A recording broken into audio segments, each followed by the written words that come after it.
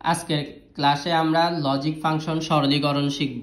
তো এখানে আমাদের প্রশ্নে একটা এফ এর সমীকরণ দেওয়া আছে, এটাকে এখন আমরা সরলীকরণ করব।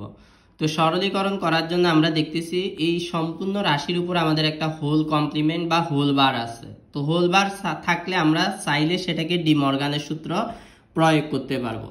তো ডি মর্গানের গুণের যোগের আমাদের একটা সূত্র আছে এ প্লাস বি হোল নট। এটাকে যদি আমরা ডি মর্গান করি সূত্রটা হবে যোগ গুণ হয়ে যাবে, আর হোল কমপ্লিমেন্টটা ভেঙে গুণের আগে অর্ধেক গুণের পরে অর্ধেক বসবে। তো দেখো এখানেও যদি আমরা এটাকে ডি মর্গানের সূত্র অ্যাপ্লাই করতে যাই, এই যে যোগটাকে আমরা গুণ করে দিব।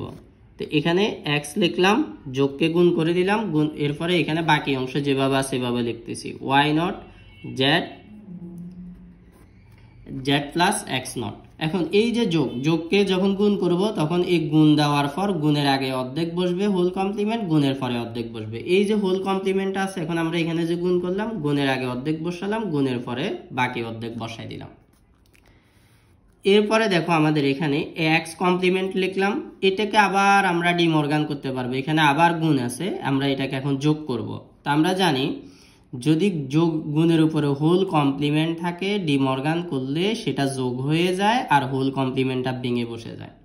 তাহলে এখানে ওয়াই নট লিখলাম, এই গুণ আছে এটা যোগ করে দিলাম, এরপরে বাকি অংশ যেভাবে আছে ওইভাবে এখানে লিখলাম। এবার এই যে হোল কমপ্লিমেন্ট আছে এটা এখন গুণকে যোগ করলাম, যে এখানে অর্ধেক দিব, এরপরে যোগের পরে এখানে অর্ধেক দিব, এরপরে এখানে ব্রেকেট রাখবো কারণ এখানে ইনটু আছে, এরপরে এক্স নট।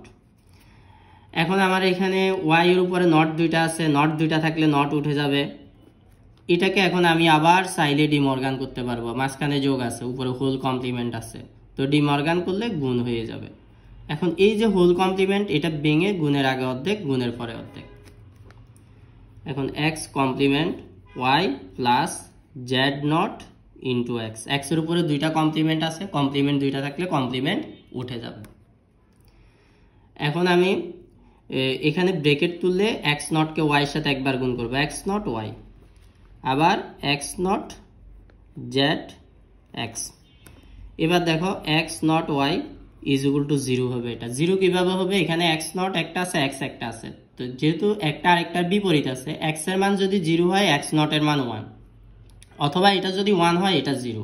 তাহলে আমরা জানি গুণের ক্ষেত্রে যে কোনো একটা চলকের মান বা যে কোনো একটা ইনপুটের মান যদি জিরো হয় তাহলে সম্পূর্ণ রাশির মানটাই জিরো হয়ে যাবে, এখানে এই পদটার মানই জিরো হয়ে যাবে। তো এটা যদি জিরো হয় এটা ওয়ান হলে এটা জিরো, তাহলে এখানে কোনো না কোনো একটা চলকের মান জিরো আছে। তাহলে ইনপুটে যদি জিরো থাকে সম্পূর্ণ